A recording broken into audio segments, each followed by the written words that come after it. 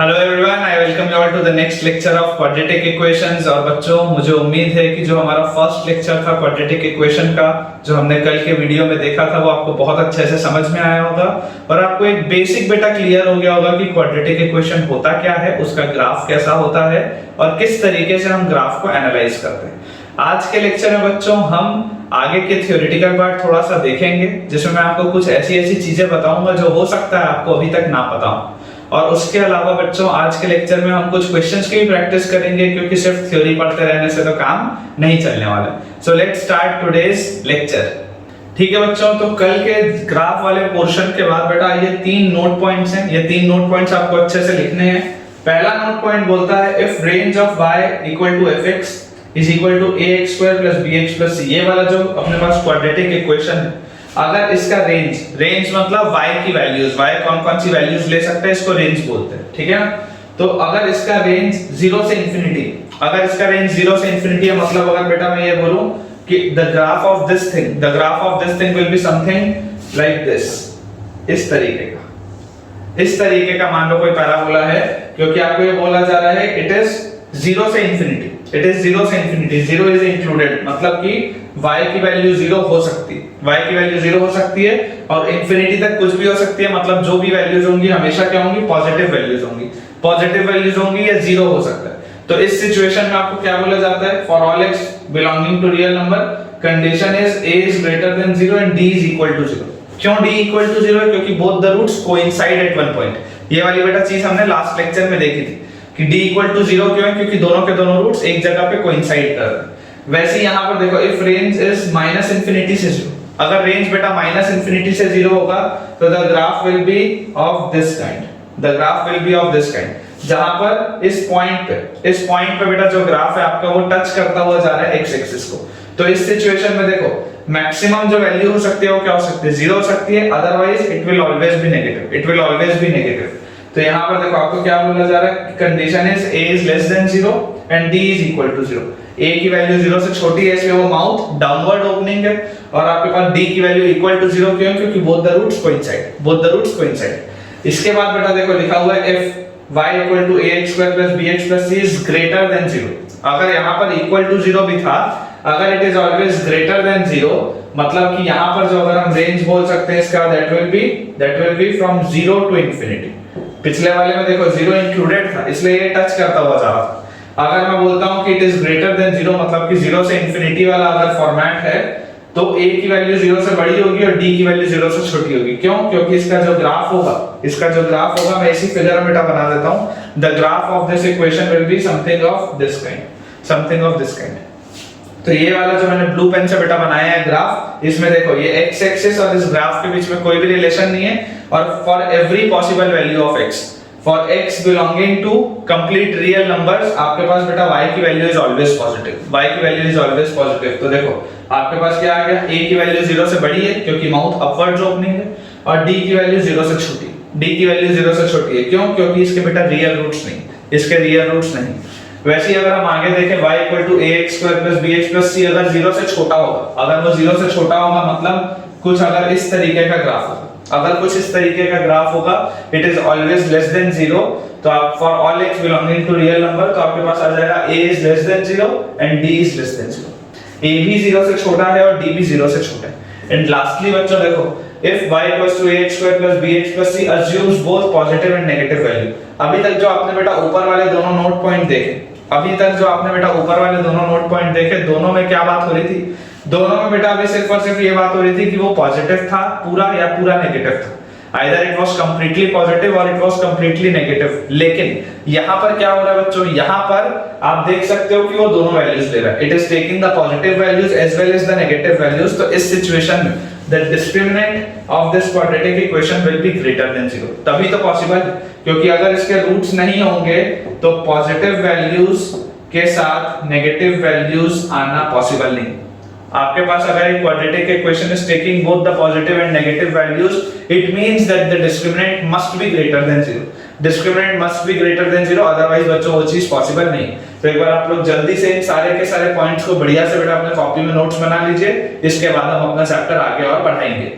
तो अब बच्चों हम इन जनरल बात करेंगे कि अगर हमारे पास कोई भी एक क्वाड्रेटिक एक्सप्रेशन, अगर हमारे पास कोई भी एक क्वाड्रेटिक एक्सप्रेशन है y इज इक्वल टू से fx, है ना, a function of x such that it is ax square plus bx plus c। अगर मेरे पास कोई भी एक ऐसा क्वाड्रेटिक एक्सप्रेशन है तो इस सिचुएशन में हमने देखा था कि जो ग्राफ होता है इट इज अ पैराबोला, तो either it will have a minimum value और it will be having a maximum value.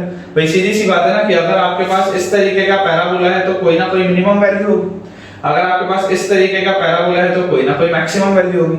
बात ये होती है बेटा कि ये मिनिमम और मैक्सिमम वैल्यू क्या होगी, इस मिनिमम और मैक्सिमम वैल्यू का कोऑर्डिनेट क्या होगा, तो हम कोशिश करते हैं सबसे पहले उसको निकालने की। तो जैसी बेटा अगर हमको ये चीज कैलकुलेट करनी, जैसी बेटा हमको ये वाली चीज कैलकुलेट करनी है, तो इसके लिए आपने बेटा क्लास 10th में एक मेथड पढ़ा होगा कंप्लीटिंग द स्क्वायर।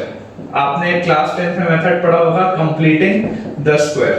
इसी मेथड से बच्चों, इसी मेथड से हमारे पास क्वाड्रेटिक फार्मूला भी डिराइव होता है, जो आप क्वाड्रेटिक फार्मूला बोलते हो -b + -√d/2 है। वो क्वाड्रेटिक फार्मूला जो है उसका डिराइव यहीं से होता है। तो अगर आप में से किसी भी बच्चे को नहीं आता है डिराइव करना तो आप वो भी सीख जाएंगे, ठीक है। तो सबसे पहले हम इसमें कोशिश करते हैं कि हम निकाल के देखें कि इस ग्राफ की पैराबोला की मिनिमम या मैक्सिमम वैल्यू कौन से कोऑर्डिनेट में आती है। तो देखो, अगर मेरे पास y = ax² + bx + c एक क्वाड्रेटिक दिया हुआ है, so can I say using the completing the square method that y will be equal to a times, अगर मैं इस पूरे में से a कॉमन निकाल लूं तो I will be having x² + b/a x + c/a, ये चीज आ जाएगी मेरे पास, बहुत आसान। जैसी बेटा मेरे पास ये वाली चीज आई, अब देखो अगर हमें इसे एक आइडेंटिटी के फॉर्म में कन्वर्ट करना है, आई बिलीव आपको बेटा ये अच्छे से पता होगा कि किस तरीके से completing the square method use किया जाता है। ये जो पहला वाला टर्म है इसको तो हमने लिख लिया x का होल स्क्वायर, ये जो x² लिखा हुआ है इसको मैंने लिख लिया x का होल स्क्वायर। अब आइडेंटिटी बनाने के लिए या परफेक्ट स्क्वायर बनाने के लिए अगर हम बोलते हैं कि a² + 2ab + b² वाला फॉर्मेट होना चाहिए, a² + 2ab + b² वाला फॉर्मेट होना चाहिए, तो ये a² तो मुझे दिख रहा है। बीच वाला 2ab बनाने के लिए बेटा मैं ऐसा करता हूं, मैं 2 से मल्टीप्लाई भी कर देता हूं, 2 से डिवाइड भी कर देता हूं, दोनों चीज कर देता हूं। मैंने 2 से मल्टीप्लाई भी किया, 2 से डिवाइड भी किया, और इसके बाद देखो ये वाला जो x है, ये x मैंने लिख दिया, और उसके बाद ये जो b/a है, इस b/a को मैंने लिख दिया। अगर आप बेटा ध्यान से देखोगे तो आप ये पाओगे कि ये वाला जो पूरा का पूरा टर्म, ये जो पहले वाले एक्सप्रेशन में देखो ये वाला x² और ये वाला x² तो सेम, ये वाला जो bx/a है ये भी bx/a ही लिखा हुआ है। 2 से 2 अगर आप इफेक्टिवली देखोगे तो वो कैंसिल आउट हो सकता है, तो it is effectively bx/a only. लेकिन इस फॉर्मेट में लिखने से फायदा क्या है? इस फॉर्मेट में बेटा लिखने से फायदा ये है कि आप ध्यान से देखो, अगर मैं आपको ये बोलता हूं, अगर बेटा इसमें मैं आपको ये बोलता हूं कि हम ऐसा करते हैं कि ये 2x और ये b/2a को एक साथ लिख लेते हैं, इस b/2a को एक साथ लिख लेते हैं, यहां पर हम इसको b/2a ऐसे लिख लेते हैं, ठीक है ना।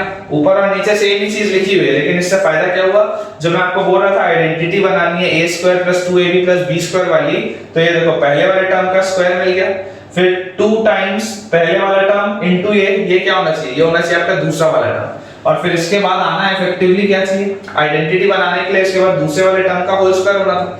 बोलने का बेटा मतलब ये है कि अगर मेरे पास यहाँ पे b/2a का होल स्क्वायर होता तो ये मेरे पास एक पूरी की पूरी आइडेंटिटी बन जाती, but currently I am not having b/2a का होल स्क्वायर, तो मैं क्या करूंगा, मैं b/2a का होल स्क्वायर जोड़ भी दिया और मैंने b/2a का होल स्क्वायर घटा भी दिया, है ना। मैंने b/2a का होल स्क्वायर जोड़ भी दिया और मैंने b/2a का होल स्क्वायर बेटा घटा भी दिया, तो इफेक्टिवली ये क्या है, ये तो 0 हो गया, इफेक्टिवली तो 0 हो गया, कैंसिल आउट हो गया, और फाइनली ऊपर +c/a और लिखा हुआ था, तो ये मैंने +c/a लिख के ब्रैकेट क्लोज कर दिया। अभी भी बेटा ये जो ऊपर वाला इक्वेशन है और नीचे वाला इक्वेशन एग्जैक्टली सेम है, मैंने सिर्फ उसका पैटर्न बदल दिया, मैंने उसका ओरिएंटेशन बदल दिया ताकि अपन अपने हिसाब से उसको बना पाए। तो यहां से देखो बेटा, ये वाला x² plus twice of x into b/2a plus b/2a का whole square, this complete thing can be written as x plus b/2a का whole square, this complete thing can be written as x plus b/2a का whole square, और उसके बाद वाली बेटा जो चीज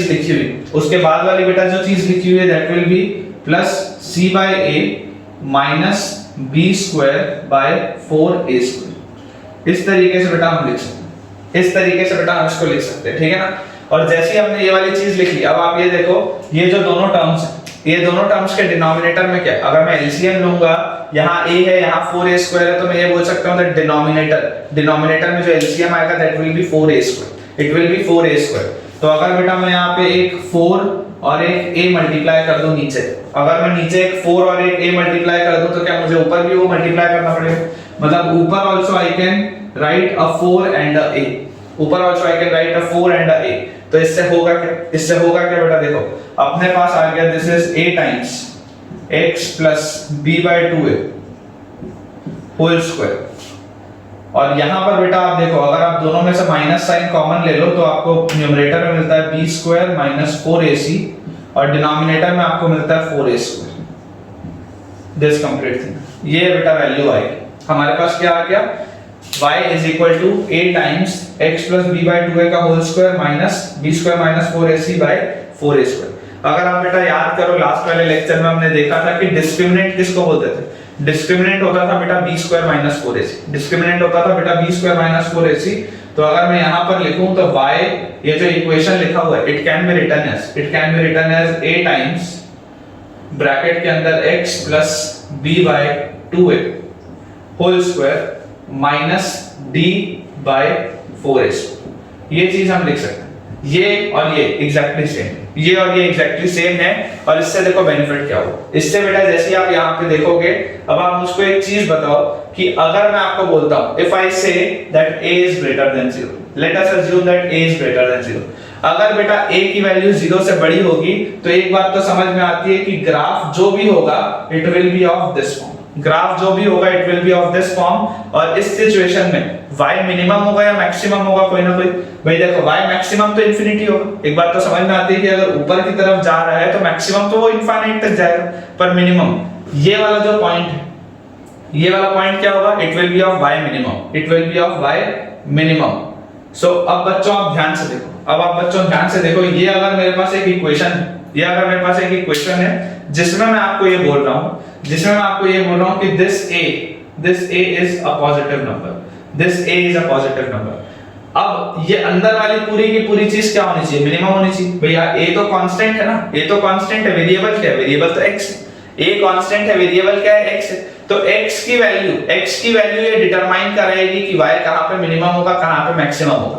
y का मिनिमम और मैक्सिमम होना x के हाथ में नहीं, y का मिनिमम और मैक्सिमम होना abc के हाथ में नहीं है बेटा, क्यों, क्योंकि वो तो कांस्टेंट है।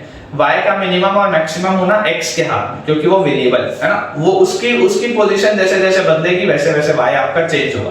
तो यहाँ पर देखो, अगर ये मेरे पास पॉजिटिव था और एक कांस्टेंट नंबर था, अब अगर मैं आपको बोल रहा हूँ कि y की मिनिमम वैल्यू बताओ, y की अगर मैं बोल रहा हूँ मिनिमम वैल्यू बताओ, तो ये वाली जो पूरी चीज है दिस मस्ट बी मिनिमम, ये वाली पूरी की पूरी चीज क्या होनी चाहिए, मिनिमम होनी चाहिए। अब एक और सिंपल सी चीज सोचो, डिस्क्रिमिनेंट क्या है, discriminant is b square minus 4ac, discriminant is b square minus 4ac, ये भी एक कांस्टेंट नंबर होगा क्योंकि abc तो कांस्टेंट है, वो मेरे हाथ में नहीं है, तो ये भी कांस्टेंट है, 4a स्क्वायर भी कांस्टेंट है। मतलब मैं ये बोल सकता हूं कि ये वाली जो पूरी चीज है, ये वाली पूरी चीज इज अ कांस्टेंट नंबर, ये वाली पूरी की पूरी चीज इज अ कांस्टेंट नंबर। तो इकलौता बेटा मिनिमम करने के लिए जो फैक्टर होगा, इकलौता बेटा जो मिनिमम करने के लिए फैक्टर होगा वो कौन सा होगा, ये वाला होगा। सोच के देखो, x plus b by 2a का होल स्क्वायर, क्योंकि x वाला टर्म तो उसी में आ रहा है, बाकी तो सारे के सारी चीजें कांस्टेंट है। अब आप सोच के देखो कि ये जो पूरा का पूरा परफेक्ट स्क्वायर है, ये जो पूरा का पूरा परफेक्ट स्क्वायर है, देखो इसमें बेटा एक गलती मत करना, इसमें आप गलती ये मत करना कि सर अपन x को 0 बोल देते हैं तो मिनिमम हो जाएगा, नहीं, वो गलत हो जाएगा। आपको ये समझना है कि बेटा x के साथ प्लस b by 2a भी है और उस पूरे का होल स्क्वायर भी। तो जो मेरा पॉइंट है समझाने का वो ये है कि अगर मैं इस पूरे के पूरे परफेक्ट स्क्वायर का बोलूं कि जहां पर ये पूरा का पूरा परफेक्ट स्क्वायर मिनिमम होगा वहीं पर y मिनिमम होगा। मैंने क्या बोला, अगर मुझे इस y को मिनिमम करना है, ये मेरे हाथ में नहीं है, ये मेरे हाथ में नहीं है, मेरे हाथ में ये चीज, मेरे हाथ में ये चीज है। तो अगर बेटा मैं आपको ये बोलता हूं कि मुझे इस पूरे को मिनिमम करना है, तो आई विल से कि let's minimise this perfect square, I will say let's minimise this perfect square. And जैसे ही बच्चों परफेक्ट स्क्वायर को आप मिनिमाइज करोगे, जैसे बच्चों आप परफेक्ट स्क्वायर को मिनिमाइज करोगे, तो हमें पता है that a perfect square is always non negative, a perfect square is always non negative. और जैसे ही आप उसको मिनिमाइज करोगे, तो बहुत एक सिंपल सी चीज है जो हमें समझ में आती है कि x plus b by 2a का अगर होल स्क्वायर हमारे साथ पास लिखा हुआ है तो इसकी मिनिमम वैल्यू होती है 0। इसकी मिनिमम वैल्यू होती है 0। तो अगर इसकी मिनिमम वैल्यू 0 होती है तो यहां से हम बोल सकते हैं कि x की वैल्यू होनी चाहिए माइनस b बाई 2a। यहां से हम बोल सकते हैं कि x की वैल्यू होनी चाहिए माइनस b बाई 2a, तभी ये मिनिमम हो पाएगा। अगर x की वैल्यू माइनस b बाई 2 है आपने नहीं ली तो परफेक्ट स्क्वायर की वैल्यू 0 नहीं हो सकती, और अगर परफेक्ट स्क्वायर की वैल्यू 0 नहीं हुई तो वो कुछ ना कुछ पॉजिटिव नंबर ही होगा। एक परफेक्ट स्क्वायर मिनिमम से मिनिमम 0 होता है, इसलिए x की वैल्यू आ गई माइनस b बाई 2। अब जैसे ही बेटा x की वैल्यू माइनस b बाई 2 आई तो आप देखो जो y है, ये जो पूरा का पूरा y लिखा हुआ है, this will be a times ये x प्लस b बाई 2 है, क्या हो गया 0 हो चुका है। तो यहाँ पे ये 0 minus d by 4a square, 0 minus d by 4a square. तो यहां से हमारे पास क्या आ गया y is equal to minus d by 4a। ये वाला a और ये वाला a स्क्वायर का a कट जाएगा तो अपने पास आ जाएगा y की value minus d by 4a।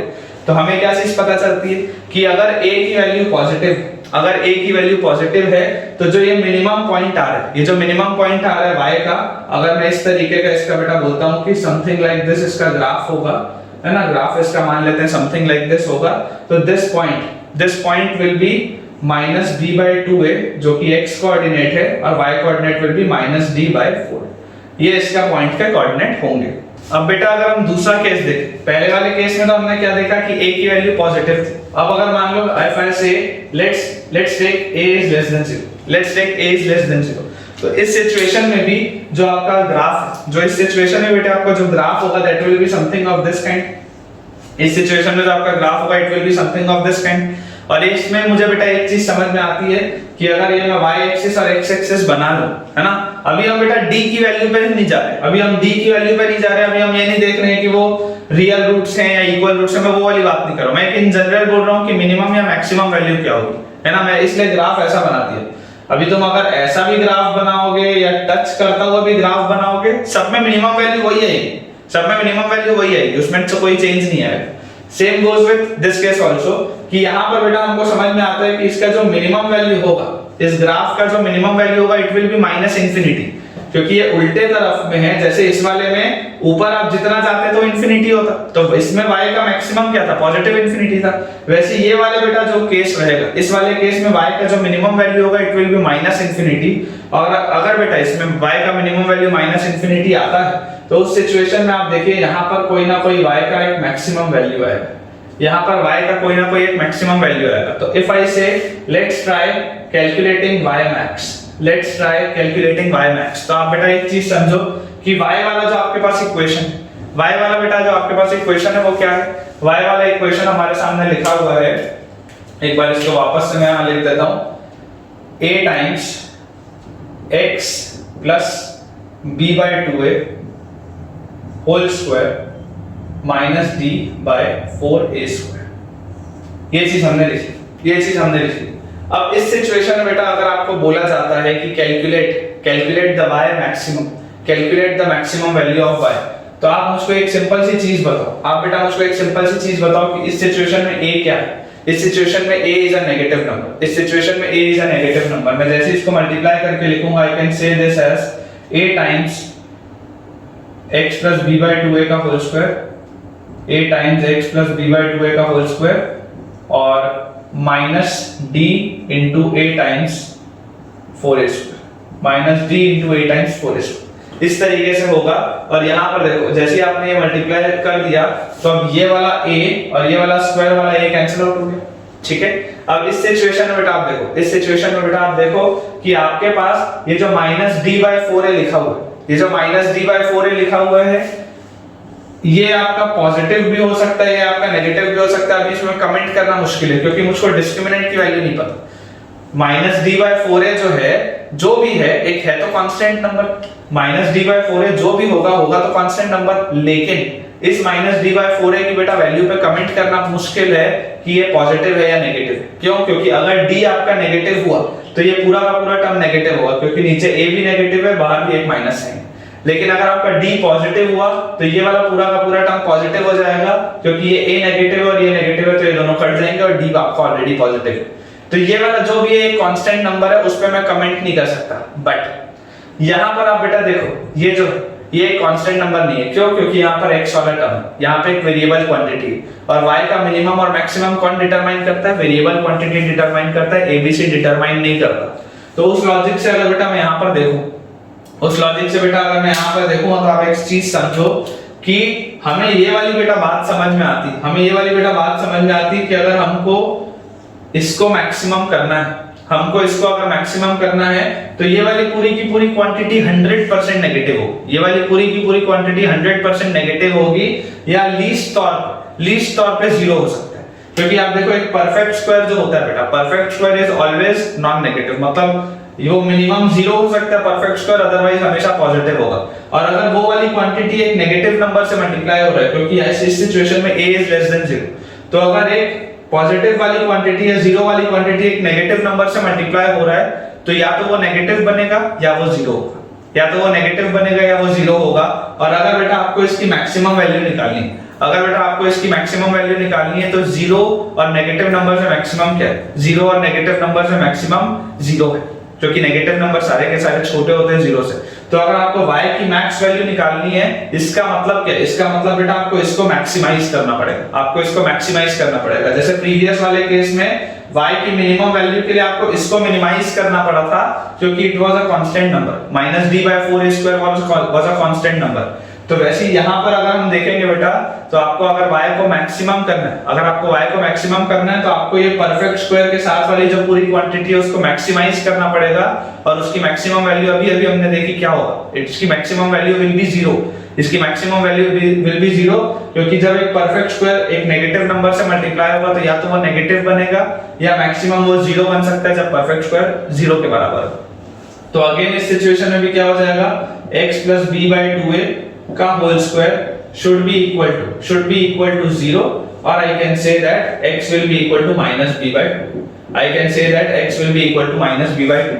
और जैसी बेटा x की वैल्यू आई -b/2 है, जैसी बेटा x की वैल्यू आई -b/2 है, आप अगेन इस इक्वेशन को देखो, ये वाला पूरा का पूरा परफेक्ट स्क्वायर आपने बोल दिया है 0, तो अगेन जो y मैक्स आया, it came out to be -d/4a। ये वाला a और a स्क्वायर का ये कैंसिल आउट हो जाएगा और y मैक्स अपने पास आ जाएगा -d/4a। तो यहां से बेटा देखो, चाहे आपके पास मिनिमम वैल्यू हो चाहे आपके पास मैक्सिमम वैल्यू हो, जो y के जो आपके पास बेटा ये कोऑर्डिनेट आते हैं मिनिमम और मैक्सिमम के, they always come out to be the same. चाहे आपके पास y की मिनिमम वैल्यू हो चाहे आपके पास y की मैक्सिमम वैल्यू हो, the coordinates always come out to be the same, which is x coordinate is -b/2a and y coordinate is -d/4। ठीक है, एक बार आप इतना बेटा इसमें जल्दी से नोट डाउन करो, अभी बहुत सारी काम की चीजें इसमें अपना डिस्कस करना बचा हुआ है।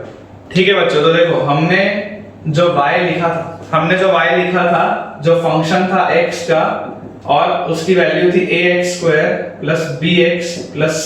तो फाइनली इसको सॉल्व करने के बाद हमने क्या लिखा था, इसको सॉल्व करने के बाद हमने लिखा था a टाइम्स x + b/2a का होल स्क्वायर -d/4a। हमने इसको बेटा फाइनली सॉल्व करने के बाद ये लिखा था। अब अगर मान लो हमने ये चीज लिखी है, तो सबसे पहले तो मैं आपको ये बता देता हूं कि यहाँ से क्वाड्रेटिक फार्मूला कैसे डिराइव होता है, और उसके बाद जो हमने ग्राफ देखा था उसका भी अभी एनालिसिस करना बचा है। जो हमने कोऑर्डिनेट निकाले थे -b/2a, -d/4a, अभी इसको भी अपने को एनालाइज अच्छे से करना बचा हुआ। तो देखो, अगर बेटा आपको इसके रूट्स निकालने होते तो ये आप 0 से इक्वेट करते, और जैसे आप 0 से इक्वेट करते और आपको अगर पता है कि बेटा a cannot be 0, तो मतलब ये वाली जो पूरी की पूरी चीज है x + b/2a का होल स्क्वायर -d/4a², इस पूरे की वैल्यू आ जाती 0, इस पूरे की वैल्यू आ जाती 0। और अगर बेटा इस पूरे की वैल्यू 0 है और अगर मैं ये -d/4a² को RHS में ले जाऊं तो ये +d/4a² बन जाएगा, ये +d/4a² बन जाएगा। और यहां से देखो बेटा, आपके पास आ जाएगा x + b/2a will be equal to ±d/4a²। ठीक है ना, प्लस माइनस क्यों लगाता है, बिलीव आपको पता होगा। नहीं पता है तो सुन लो कि अगर बेटा मान लो x² की वैल्यू 4 है, अगर बेटा मान लो x² की वैल्यू 4 है तो x की वैल्यू 2 भी हो सकती है, x की वैल्यू -2 भी हो सकती है, दोनों पॉसिबल है।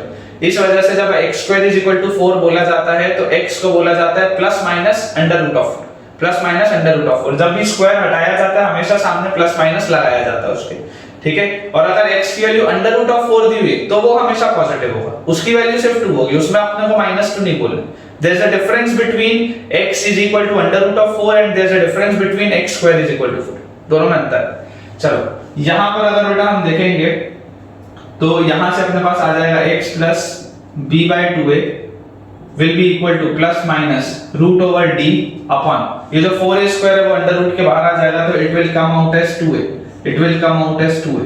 तो यहां से अपने पास आ जाएगा x will be equal to minus b/2a, ये वाला उधर चला गया, और plus minus root over d by 2a, क्योंकि दोनों का डिनोमिनेटर सेम है तो नॉर्मली मैं न्यूमरेटर्स को ऐड करके लिख सकता हूं minus b plus minus under root of d by 2। ये अपने पास आ जाएगा बेटा क्वाड्रेटिक फार्मूला, जिसमें d क्या होता है b स्क्वायर माइनस 4ac होता है। ये वाली चीज आपको ऑलरेडी पता है ना, ये वाली चीज आपको ऑलरेडी पता है और आपको याद भी हमेशा होनी चाहिए। अब अगर हम काम की अपने बात पे आए, मान लो हम एनालाइज करते हैं इस ग्राफ, मान लो हम एनालाइज करते हैं इस ग्राफ। इस ग्राफ के लिए ये बात तो क्लियर अपने को पता चलती है कि a जो है वो 0 से बड़ा है। एंड अगर मान लो इस तरीके का मैंने आपके लिए ग्राफ बनाया, अगर मान लो इस तरीके का मैंने आपके लिए ग्राफ बनाया है तो क्लियरली मुझको ये भी दिखाई देता है कि इसमें डिस्क्रिमिनेंट भी जो होगा वो 0 से बड़ा होगा, डिस्क्रिमिनेंट भी जो होगा वो 0 से बड़ा होगा। अब इस सिचुएशन में बेटा जो अपने पास y की मिनिमम वैल्यू आई, y की minimum value comes at a point this, y की minimum value comes at a point this, और इस सिचुएशन में बेटा उसके कोऑर्डिनेट क्या हो जाएंगे -b/2a, -d/4, -b/2a, -d/4। या हम चलो ऐसा करते हैं, कि इसको एक्सिस को यहां नहीं बनाते, हम थोड़ा सा बेटा सवाल को अपने बदलते हैं, हम एक्सिस को बना लेते हैं टच करता हूं, हम एक्सिस को बेटा बना लेते हैं टच करता हूं। मान लो मैंने ये एक्सिस बना ली, जो d ग्रेटर देन 0 था उसको हटा के अपन ने लिख लिया d इज इक्वल टू 0, हमने ऐसा लिख लिया। अब इससे देखो बेटा, इससे देखो, अगर आप बोलोगे क्वाड्रेटिक फार्मूला, अगर आप बेटा बोलोगे क्वाड्रेटिक फार्मूला, तो देखो क्वाड्रेटिक फार्मूला के हिसाब से जो रूट्स आने चाहिए, क्योंकि वो इक्वल रूट्स की कंडीशन है, तो जो रूट्स आएंगे दैट विल बी -b/2a, क्योंकि ये d की वैल्यू तो 0, ये d की वैल्यू तो 0 है, तो x की वैल्यू बताओ कितनी आ रही है -b/2a। और यहां से ही बेटा अगर आप देखोगे, यहां से भी बेटा अगर आप देखोगे तो इसके मिनिमम पॉइंट्स के कोऑर्डिनेट क्या आ रहे हैं -b/2a, d अगर 0 है तो it will B 0, it will B 0। पहली बात बेटा आप ये चीज समझो कि क्योंकि ये y आपका x एक्सिस पे पॉइंट है तो वैसे भी उसका y कोऑर्डिनेट तो 0 होना ही था। दूसरी बात आप ये चीज समझो कि this graph is always non negative, this graph is always non negative. Least इस ग्राफ की वैल्यू क्या हो सकती है, क्योंकि ये x एक्सिस को बेटा टच करता हुआ जा रहा है, तो इस ग्राफ की least value can be equal to 0, इस ग्राफ की least value can be equal to 0। तो यहां से हमको दिखाई देता है कि the minimum value of this graph is 0। And वो मिनिमम वैल्यू आती कहां पर है, वो मिनिमम वैल्यू बेटा आती है -b/2a वाले कोऑर्डिनेट, वो मिनिमम वैल्यू बेटा आती है -b/2a वाले कोऑर्डिनेट। सिमिलरली मान लो अगर हमारे पास, जैसे कल हमने एक जो इक्वेशन डिस्कस किया था जिसमें हमारे पास जो डिस्क्रिमिनेंट था it was greater than 0, I believe वो इक्वेशन था बेटा x² - 5x + 4, है ना, शायद ये इक्वेशन था जिसका कल हमने ग्राफ बनाया था। और इसको जब हमने सॉल्व किया था तो हमारे पास आ रहा था x² - 4x - x + 4 = 0, और रूट आ जाएंगे x - 4 और x - 9, मतलब ये फैक्टर्स आ जाएंगे, तो x की वैल्यू आ जाएगी 1,4, x की वैल्यू आ जाएगी 1,4। ये वाली चीज हमने की थी। और इसका भी बेटा अगर हम ग्राफ देखें तो वो कुछ इस तरीके का उसका ग्राफ था, जिसमें दिस वाज 0.1, मान लेते हैं इसको 0.2, मान लेते हैं इसको 0.3 और मान लेते हैं इसको 0.4, ठीक है ना। तो बेटा देखो, अगर इस तरीके का अपने पास ग्राफ बना हो और अपने को पता है कि इसके जो रूट्स हैं वो 1 और 4 है, तो हमने लास्ट लेक्चर में देखा था और इससे ग्राफ से भी अपने को दिखाई देता है कि यहाँ पर जो देखो जितने पॉइंट्स होंगे इसके बीच में, ये जितने पॉइंट्स होंगे इसके बीच में, मतलब अगर मैं ये बोलूं कि if x belongs to open bracket 1 से 4, if x belongs to open bracket 1 से 4, तो आपके पास जो वैल्यूज आएंगी वो हमेशा कहेंगी मिनिमम आएंगी, आपके पास जो वैल्यूज आएंगी वो हमेशा कहेंगी नेगेटिव वैल्यूज आएंगी। और इस पूरे ग्राफ का मिनिमम मान लेते हैं, अगर कहीं यहाँ पर है, अगर इस पूरे ग्राफ का मिनिमम मान लेते हैं कहीं यहाँ पर है, तो चलो कैलकुलेट करके देख लेते हैं क्या वैल्यू आ रही। हमें पता है कि जो मिनिमम वैल्यू आती है it comes at a point -b/2a, -d/4, -b/2a, -d/4। तो इस सिचुएशन में अगर आप बेटा देखोगे तो ये वाला जो पॉइंट है इसमें आप देखो, ये हमारे पास इक्वेशन था जिसमें a की वैल्यू है 1, b की वैल्यू है -5 और c की वैल्यू है 4। ax² + bx + c से जब आप कंपेयर इसको करोगे तो a की वैल्यू है 1, b की वैल्यू है -5, c की वैल्यू है 4। -b/2a वाला point will be minus times of b, अगर -5 है तो ये +5 हो जाएगा अपॉन ट्वाइस ऑफ a की वैल्यू 1 है तो ये आपके पास 2 आ जाएगा, कॉमा। अच्छा चलो मान लेते हैं, हाँ ठीक है 5/2 कॉमा। अब इसके बाद ये आपके पास है -d/4 है। डिस्क्रिमिनेंट क्या होता है? b² - 4ac। तो ये अगर -d लिखा है then it means 4ac - b²। It means 4ac - b²। तो अगर बेटा हम 4ac - b² की वैल्यू डालें तो 4 इनटू a की जगह 1 इनटू c की जगह 4, तो 4ac - b² will be 25 upon 4a तो 4 टाइम्स और a की जगह पे 1 वापस। ठीक है, तो जैसे ही आप बेटा इसको सॉल्व करोगे तो आपके पास क्या आ जाएगा? The minimum point will be 5/2 comma 4 into 4 16 minus 25 is -9 upon 4। ये अपने पास आ जाएगा 5/2 -9/4। तो इसका मतलब देखो 5/2 मतलब कहां पे 2.5 वाला पॉइंट, 5/2 मतलब 2.5 वाला पॉइंट। तो ये जो 2.5 वाला पॉइंट है इस पे इस ग्राफ की मिनिमम वैल्यू आ जाती है कितनी? -9/4। इसमें इस ग्राफ की मिनिमम वैल्यू आ जाती है -9/4। तो अगर बेटा हम देखेंगे तो ये सही, अगर आप ग्राफ में भी इसको प्लॉट करोगे तो ये आपके पास बिल्कुल एक्यूरेट आएगा। अगर आप ग्राफ में प्लॉट करोगे ये कंप्लीटली एक्यूरेट आएगा। अब इसमें जो एकदम बेटा समझने वाली चीज है, इसमें जो एकदम एक समझने वाली चीज है वो क्या है? देखो इमेजिन करो अगर हमारे पास ग्राफ कुछ इस तरीके का होगा। लेट्स इमेजिन कि बेटा हम जो ग्राफ बना रहे हैं वो बना रहे हैं y x², है ना। y x² का अगर मैं ग्राफ बनाता हूं जिसमें मुझको पता है कि दोनों के दोनों रूट्स क्या होंगे? 0 होंगे। दोनों के दोनों रूट्स क्या होंगे? 0 होंगे, क्लियरली विजिबल। तो यहां पर आप देखो बेटा इसका जो ग्राफ होगा it will be of this kind. इसका जो ग्राफ होगा अगर हम इसका ग्राफ बनाएं तो वो कुछ ऐसा बनेगा। ये इस तरीके का बेटा पैराबोला आपके पास बनेगा। और जैसे ही आपका ये वाला पैराबोला आपने बनाया, क्या आपको बेटा देख के ये चीज लगती है कि ये वाला जो पैराबोला है ये इस y एक्सिस के अराउंड सिमेट्रिक है? मतलब जैसा इधर है वैसा ही उधर है। क्या बोला मैंने? कि जैसा इधर है वैसा ही उधर है, बिल्कुल एक जैसा दिखता है, या बोल सकते हो आप मिरर इमेज जैसा दिखता है। देखो यहाँ पे अगर ये वाला आपके पास पॉइंट 0,0 ओरिजिन, ठीक है, और ये इसका यहाँ पर अगर आप देखोगे तो इसके आगे क्या लिखोगे? 0 × x + 0 ही तो लिखोगे। मतलब for this equation a = 1, b = 0 and c = 0। तो इस पॉइंट का मिनिमम वैल्यू आपको क्या दिखाई दे रहा है? आपको दिखाई दे रहा है इस पॉइंट का मिनिमम वैल्यू क्या है? इस ग्राफ का मिनिमम वैल्यू 0 है। इस ग्राफ का मिनिमम वैल्यू 0 है क्योंकि x² हमेशा पॉजिटिव होगा। और जैसे ही आप इसको देखोगे -b तो b तो 0 है, y2a -d/4 क्या होता है? 4ac - b²/4a। तो 4ac - b²/4a। तो ये आपके पास देखो पॉइंट क्या आ गया? 0,0। सॉल्व होने के बाद ये क्या आ गया? 0,0। मतलब ये 0,0 पे मिनिमम है।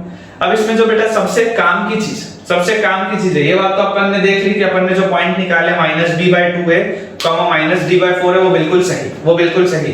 अच्छा एक चीज और बेटा, उस पॉइंट को बोला जाता है वर्टेक्स। इस चीज को भी आप ध्यान रखना, एक नेमिंग में अपने को काम आ जाता है, वर्टेक्स ऑफ द पैराबोला। अगर कभी आपसे बोला जाता है vertex of the parabola then it means the coordinate -b/2a, -d/4। ये मतलब होता है बेटा वर्टेक्स ऑफ द पैराबोला का। अब जैसे ही बेटा अपने पास ये चीज आ गई, ठीक है, समझने वाली बात ये है कि ये वाला जो पॉइंट होता है ना -b/2a वाला, ये जो x कोऑर्डिनेट होता है -b/2a वाला, इस x कोऑर्डिनेट के अराउंड हमेशा पैराबोला सिमेट्रिक होता है। इसमें क्लियरली दिखाई दे रहा है, बाकियों में क्लियरली दिखाई नहीं देता, इसमें आपको क्लियरली दिखाई दे रहा है, इसलिए मैं आपको इससे समझा रहा हूं कि x = -b/2a जब होगा तो उसके अराउंड आपका parabola will always be symmetric, उसके अराउंड आपका parabola will always be symmetric. ध्यान से बेटा आप देखो कि यहाँ पर अगर आप देखोगे तो ये आपके पास एग्जैक्टली 1 और 4 के बीच वाला पॉइंट आया है 2.5, एग्जैक्टली आपके पास 2.5 आया है। अगर मैं यहाँ पर, अगर मान लो मैं यहाँ पर एक ऐसे लाइन बना लूं, अगर मैं यहाँ पर बेटा एक ऐसे लाइन बना लूं -b/2a वाली, तो आप मुझको बेटा देख के बताओ कि इसके, इस लाइन के, इस रेड वाली लाइन के इधर का ग्राफ और इधर का ग्राफ एग्जैक्टली सेम है। इस रेड वाली लाइन के इधर का ग्राफ और इधर का ग्राफ एग्जैक्टली सेम है। मतलब अगर मान लो मैं आपको ये बोलूं, मतलब अगर बेटा मैं मान लो आपको ये बोलूं कि अगर मैं x की वैल्यू निकालूं, यहां पर देखो 0 पे है ना, 1 से 1 इधर और 4 से 1 इधर, मान लो 5 पे, अगर मैं x की वैल्यू बेटा निकालता हूं 0 पे और 5 पे, तो कायदे से बेटा वैल्यू सेम होनी चाहिए, कायदे से बेटा वैल्यू सेम होनी चाहिए। अगर ये वाले ग्राफ के लिए मैं x की वैल्यू निकालता हूं 0 पे या x की वैल्यू निकालता हूं 5 पे, तो आपके पास वैल्यू सेम आनी चाहिए। आपने अभी तक बेटा ओरल कैलकुलेशन करके देख भी लिया होगा कि वो वैल्यू सेम आ रही है। ध्यान से देखो, जैसे ही आप x की वैल्यू 0 रखोगे 0 0, y की वैल्यू आई 4, जैसे आप x की वैल्यू 5 रखोगे, 5 का स्क्वायर 25 -25 0, तो ये भी आ गया। दोनों में सेम आ रहा है, दोनों में सेम आ रहा है, सिमेट्रिक है ना ग्राफ, क्योंकि ग्राफ सिमेट्रिक है। वैसे ही आप देखो, अगर आप x की वैल्यू मान लो रखते हो -1 और अगर आप बेटा x की वैल्यू रखते हो 6, ग्राफ सेम हो, वैल्यू सेम आएगी। अगर आप x की वैल्यू -1 रखते हो और अगर आप x की वैल्यू 6 रखते हो, आपके पास सेम आएगा। देखो -1 जब रखोगे तो -1 का स्क्वायर विल बी 1, फिर -5 * -1 विल बी +5 और +4, कितना आ गया 10 आ गया, इस पूरे की वैल्यू 10 आ गई। और अगर आप 6 रखे होते, अगर आप 6 रखे होते तो 6 का स्क्वायर इज 36 -5 * 6 इज 30 और +4, इसकी भी वैल्यू बोलो कितनी आ गई, इसकी भी वैल्यू 10 आ गई। हमेशा the graph will always be symmetric, the graph will always be symmetric around the line या अबाउट द लाइन, कौन सा, x = -b/2a। तो फाइनली बेटा अगर हम कंक्लूडिंग पॉइंट पे देखें कि ग्राफ के सिमेट्रिक होने का मतलब क्या होता है, तो आप ये समझ सकते हो कि अगर मेरे पास इस तरीके का एक ग्राफ, फिलहाल ये मैं a > 0 के लिए बता रहा हूं, अगर आपका a < 0 भी होगा तो भी कोई दिक्कत नहीं, तो भी कोई दिक्कत नहीं, ठीक है ना। अगर हम इस ग्राफ के लिए बात करें सिमेट्रिक के लिए, और मान लेते हैं कि ये आपका -b/2a वाला पॉइंट, ये आपका -b/2a वाला point, this is my x coordinate, this is my x coordinate. चलो हम x एक्सिस भी ऐसा बना लेते हैं और इस तरीके से बेटा हम एक y एक्सिस भी बना लेते हैं, ठीक है ना। x एक्सिस और y एक्सिस अपन दोनों इसमें बना लेते हैं। और इस सिचुएशन में अगर मैं देखूं, इस सिचुएशन में अगर मैं देखूं कि ये वाला जो पॉइंट होगा, ये वाला जो x कोऑर्डिनेट होगा वो कितना आएगा -b/2a, x कोऑर्डिनेट कितना आएगा -b/2a, और ये वाले पॉइंट के कोऑर्डिनेट क्या आ जाएंगे -d/4 y कोऑर्डिनेट। तो अगर हम बेटा इसकी बात करें, अगर हम ये वाले लाइन की बात करें, if we talk about this dash line x -b/2a वाली, तो इसके अबाउट आपका जो ग्राफ है वो सिमेट्रिक, ठीक है। तो सिमेट्रिक होने का मतलब क्या होता है कि अगर मैं जो फंक्शन है, अगर तो मेरा जो फंक्शन है fx = ax² + bx + c, अगर तो बेटा मेरा फंक्शन है fx = ax² + bx + c, तो अगर वो सिमेट्रिक है, अगर वो सिमेट्रिक है about the line x -b/2a, तो इसका मतलब ये है कि जब मैं उस फंक्शन में -b/2a + x डालूं और या उस फंक्शन में मैं -b/2a -x डालूं, बात एक ही। क्या बोला मैंने बोला अगर मैंने फंक्शन में -b/2a + x डाला या मैंने उस फंक्शन में -b/2a -x डाला, बात एक ही। ये -b/2a + x और -b/2a -x क्या है, ये वो x की वैल्यूज है जो मैं पुट कर रहा हूं। जैसे याद करो पिछले वाले में मैंने कब कब वैल्यू डाली थी, 0 और 5 मैंने डाला था, मैंने क्या डाला था 0 और 5 डाला था। आप याद करो कि पिछले वाले केस में बेटा आपके पास जो -b/2 आया था, it came out to be 5/2 या 2.5, है ना।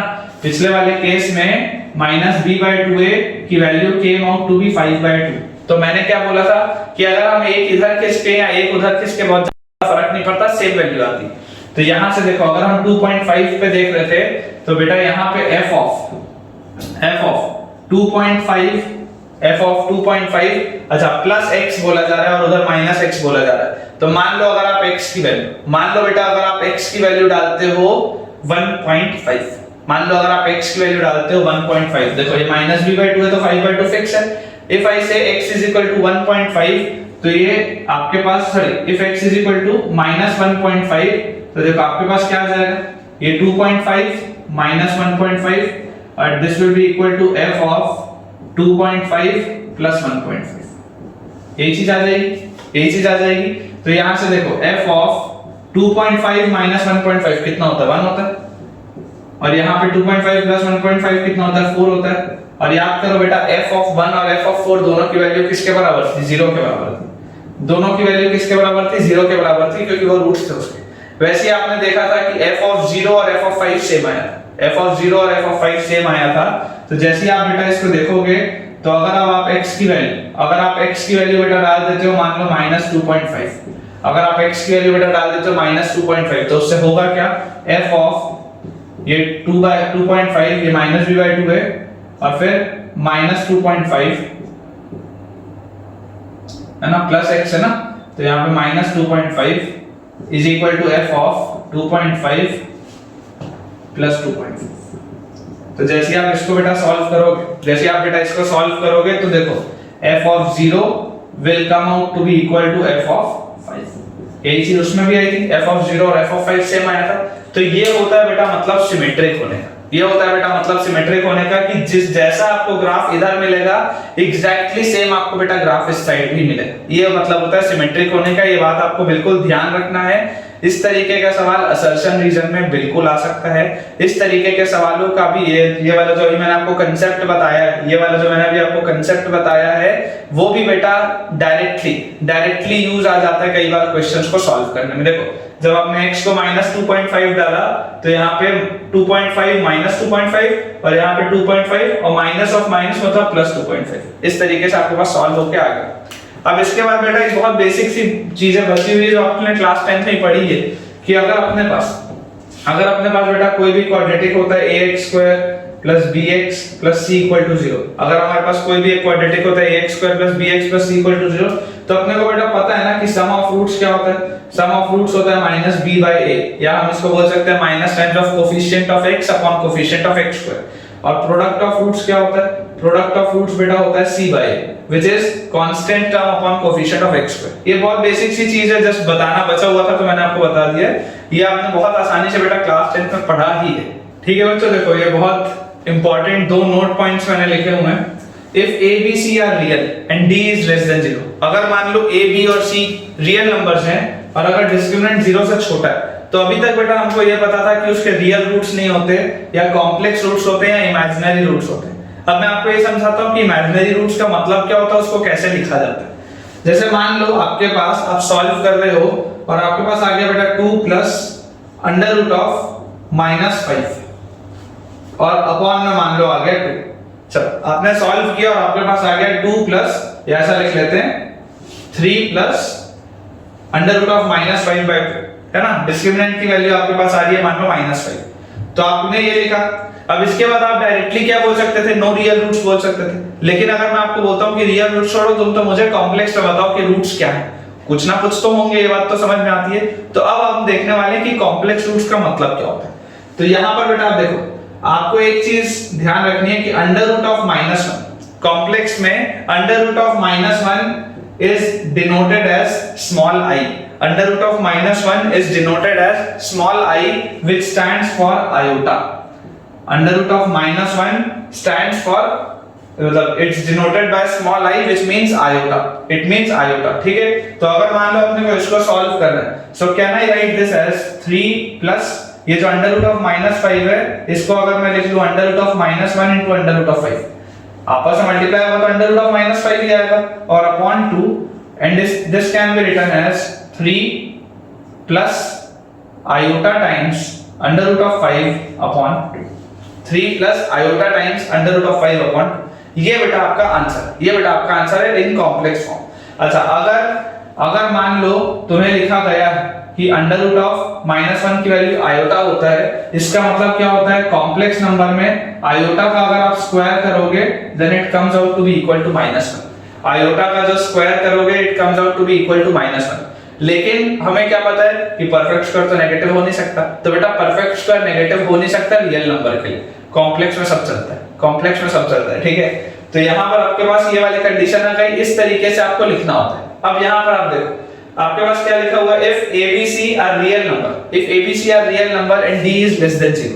जैसे मान लेते हैं अपन ने जो एग्जांपल लिया था, जैसे मान लेते हैं अपन ने जो एग्जांपल लिया था प्रीवियस क्लास में, I think it was x² - 3x + 4, है ना, यही वाला अपन ने इक्वेशन लिया था। तो if ABC are real number, यहाँ पर A, B और C तीनों रियल नंबर्स हैं, and D is less than 0, देखो b² करोगे तो 9 - 4ac less than 0। Roots are imaginary, ये बात भी समझ में आती है कि इसके रूट्स इमेजिनरी होंगे। आप जैसे इसको सॉल्व करोगे तो रूट्स की जो वैल्यू आएगी it will B -b ± √b² - 4ac, तो b² विल बी 9 - 4ac की जगह आ जाएगा 4 अपॉन ट्वाइस ऑफ a, यही आएंगे रूट्स। या इसकी वैल्यू बोलो कितनी आ गई, x will be equal to 3 ± 9 - 16, 9 - 16 is -7, 9 - 16 is -7, तो √(-7) अपॉन ये अपने पास चीज आ गई, तो इसको बेटा मैं कैसे लिख सकता हूं, this can be written as 3 ± iota times √(7/2।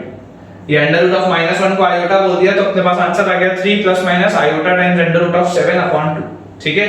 तो यहाँ पर आप देखो इमेजिनरी रूट्स मैंने बेटा लिखा हुआ है, imaginary roots always occur in a pair of complex conjugate, always occur in a pair of complex conjugate. Conjugate मतलब क्या होता है कि अगर एक वाला अंडर रूट पॉजिटिव के साथ आ रहा है तो दूसरा वाला अंडर रूट नेगेटिव के साथ आएगा।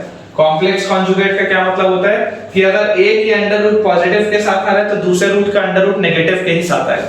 मतलब बोलने का ये है कि अगर अपने पास लिखा है a plus iota times root b, तो अगला रूट 100% आपके पास a minus iota times under root of b ही होगा, यही होगा और कुछ नहीं हो सकता, प्रोवाइडेड आपका जो क्वाड्रेटिक इक्वेशन है उसके सारे कोफिशिएंट्स और कांस्टेंट वाला जो टर्म होता है वो रियल नंबर। ये चीज होना जरूरी है बेटा। इसका मतलब ये नहीं है कि तुम मुझको बोलो कि सर अपन ऐसा करते हैं कि एक रूट ले लेते हैं 3 + √5, ठीक है, एक रूट ले लेते हैं अपन 3, ऐसा ले लेते हैं, एक रूट ले लेते हैं 3 प्लस आयोटा टाइम्स √5, ये हो गया मेरा कॉम्प्लेक्स रूट, और एक मैं रूट ले लेता हूं सर माइनस, एक रूट मैं ले लेता हूं 1, एक रूट मैं ले लेता हूं 1, और उसके बाद इसके एक क्वाड्रेटिक इक्वेशन बना लेते हैं।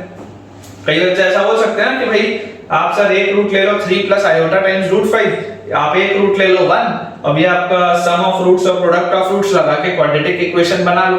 तो बेटा वैसे वाले सिचुएशन में जो x² का कोफिशिएंट, x का कोफिशिएंट और कांस्टेंट टर्म होगा वो रियल नंबर नहीं होगा, उसमें आयोटा वाले टर्म आ रहा होगा and it will be a complex number. इसलिए आपको डायरेक्टली यहां पर लिखा गया है if ABC are real number.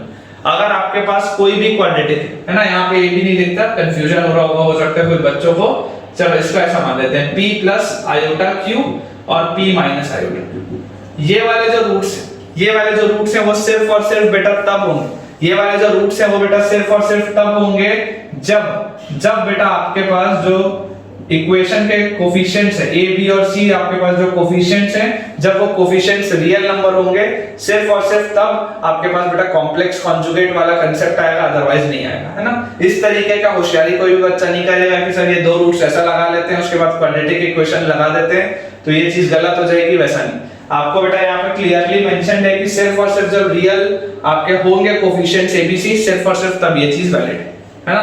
तो आपको बेटा अगर मान लो बोला जाता है कि if a quadratic equation is given and अगर उसके ABC तीनों के तीनों रियल नंबर हैं, और अगर एक रूट मान लो मैं तुमको बोलता हूँ 3 + 5 टाइम्स आयोटा है, मान लो 3 + 5 आयोटा है, एक रूट है 3 + 5 आयोटा, और अगर मान लो बेटा मैंने तुमको बोला हुआ है कि जो ये क्वाड्रेटिक इक्वेशन था जिसका ये रूट है उसके ABC तीनों के तीनों रियल है, तो तुम 100% विद अ गारंटी ये बोल सकते हो कि सर अगला रूट जो होगा वो 3 - 5 आयोटा ही होगा, क्योंकि जो कॉम्प्लेक्स रूट होते हैं they always occur in a pair of complex conjugate provided ABC belongs to real number.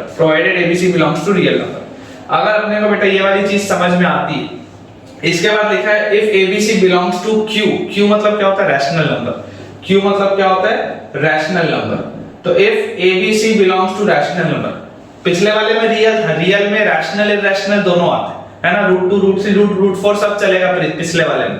इसमें मैं क्या बोल रहा हूं, if ABC belongs to rational number p/q के फॉर्म वाला and D is a perfect square. अगर अंडर रूट के अंदर एक परफेक्ट स्क्वायर बन रहा है, मतलब अगर आपके पास इक्वेशन होता था -b plus minus √d by 2a, अगर ये आपके पास बेटा रूट्स होते थे, आपको अगर बोला जा रहा है d is a perfect square, तो परफेक्ट स्क्वायर होगा तो कुछ ना कुछ ठीक ठाक बाहर निकलेगा। मान लेते हैं स्मॉल d बाहर निकलेगा, है ना, मान लेते हैं स्मॉल d बाहर निकलेगा, तो आपने क्या लिख दिया, देन रूट्स आर रैशनल, तो जो रूट्स होंगे वो भी क्या होंगे, रैशनल होंगे। ऑब्वियसली दिख रहा है अपने को भैया, अगर परफेक्ट स्क्वायर के बाहर ये निकला तो ये भी रैशनल, ये भी रैशनल, ये भी रैशनल, तो उसमें आप जो भी अरिथमेटिक कैलकुलेशन करोगे वो हमेशा क्या आएगा, रैशनल आएगा।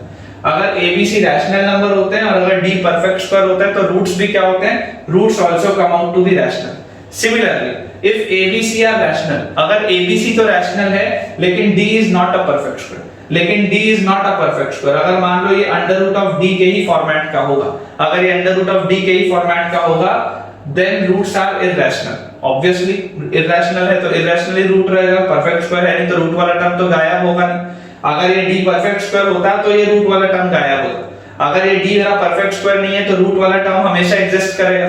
तो इसका मतलब जो दो रूट्स आएंगे दे विल बी इररेशनल, जो दो रूट्स आएंगे they will be irrational. Irrational roots अगर in a pair of conjugate side, side मतलब क्या होता है, ये रूट वाले जो टर्म्स होते हैं इसको साइड बोला जाता है। तो अगर in a pair of conjugate side provided abc belong to rational number. Same condition है बेटा जैसे पिछले वाले में थी, सेम कंडीशन।